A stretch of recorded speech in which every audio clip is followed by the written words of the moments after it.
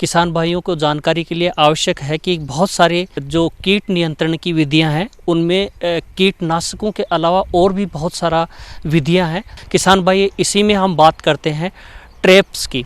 Traps में हम बहुत सारी ट्रैप्स जो मार्केट में मिलती भी हैं या फिर किसान भाई अपने स्तर पे बना भी सकते हैं।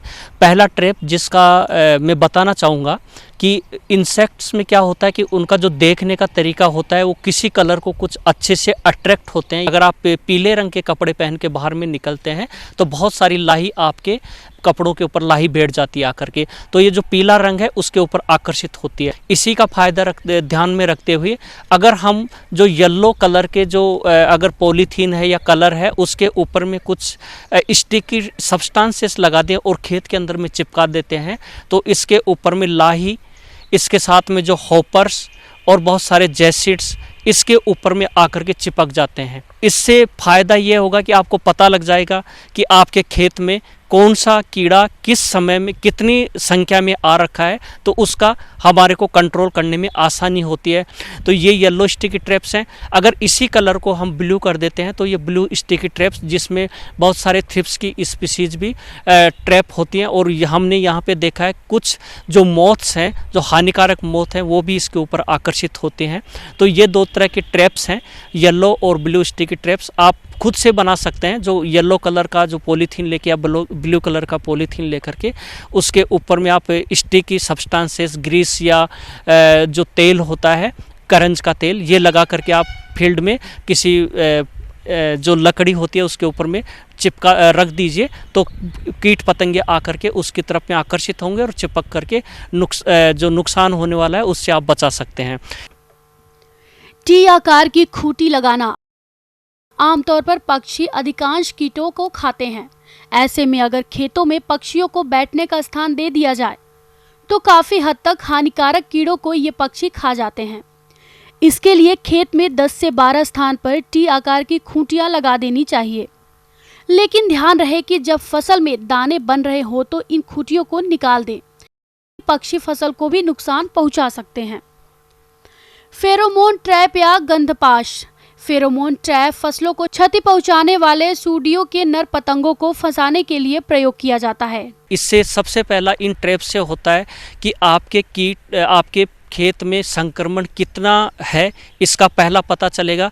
अगर इनकी संख्या बढ़ा देते हैं तो कीट नियंत्रण में भी ये सहयोग करेगा। इसके साथ में कई बार देखते हैं कि अगर कीटों को समय पर, अगर फिरामोन्स के स्पेशल केस में देखते हैं, अगर कीटों को जब मेटिंग करते हैं उस टाइम में उनको डिस्टरबेंस किया जाता है इन ट्रैप्स के द्वारा, तो उसका भी इनमें इसके प्रयोग से उनकी संख्या में कमी होती है। वही ट्रैप प्लास्टिक का बना होता है जिसमें कीप के आकार के मुख्य भाग पर लगे ढक्कन के मध्य में मादा कीट की गंधयुक्त ल्यूर लगाया जाता है जो नर पतंगों को आकर्षित करता है। कीप के निचले भाग पर पॉलीथीन की थैली लगाई जाती है जिसमें नर पतंगे फंस जाते हैं। थैली के निचले मुख पर रबड़ बैंड हटाकर फंसे पतंगों को मारकर निकाल दिया जाता है। ल्यूर विभिन्न प्रकार के नर कीटों को आकर्षित करने के लिए अलग अलग गंध का ल्यूर लगाना होता है। ये सब जो ट्रैप्स हैं वो आपको बाज़ार में काफ़ी कम दर पर उपलब्ध हैं, जिनका किसान भाई हर फसल में अलग अलग तरह का जो फेरोमोन ट्रैप्स हैं उनका प्रयोग कर सकते हैं। अगर बारिश के मौसम में अब हम देखते हैं तो इसमें फल मक्खी का प्रकोप बहुत ज़्यादा होता है। फल मक्खी का जो पिल्लू होता है सफ़ेद रंग का, फलों के अंदर में जैसे आम में, अमरूद में, लीची में, सपोटा, जो भी फ्रूट्स है उसमें एक सफ़ेद रंग का पिल्लू पाया जाता है। इस पिल्लू की वजह से फल सड़ता है। इस कीट का नियंत्रण करना बहुत मुश्किल होता है क्योंकि उसी समय में फल पकता है तो हम कीटनाशकों का प्रयोग नहीं कर सकते हैं उस समय में। यदि फल का पकने से पहले हम इन फेरोमोन ट्रैप्स का, इसके लिए मिथाइल यूजिनोल, इस मिथाइल यूजिनोल का 4 भाग, इथाइल एल्कोहल को 6 भाग और 2 भाग जो सक्सेस आता है उसको मिला करके, इस रेशियो में मिला करके जो लकड़ी के वुडन जो ब्लॉक्स होते हैं उनको 72 घंटे या 48 घंटे के लिए आप डुबो करके उसको खेत में जो पानी की खराब बोतलें हैं उसमें उसको डाल देते हैं और छेद बना के लटका देते हैं।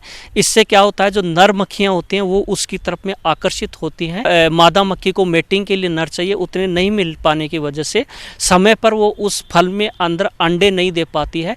तो आपको ये बचने का जो फेरोमोन्स का ट्रैप का टेक्निक्स है जो फलों में, ये बहुत अच्छा कारगर साबित होता है यदि इसको समय पर लगाया जाता है और सही संख्या में लगाया जाता है। आपको कुछ समय के बाद में ब्लॉक्स को 15 से 20 दिन बाद में बदलना पड़ता है। इसके साथ में बहुत सारे ट्रैप्स और भी हैं।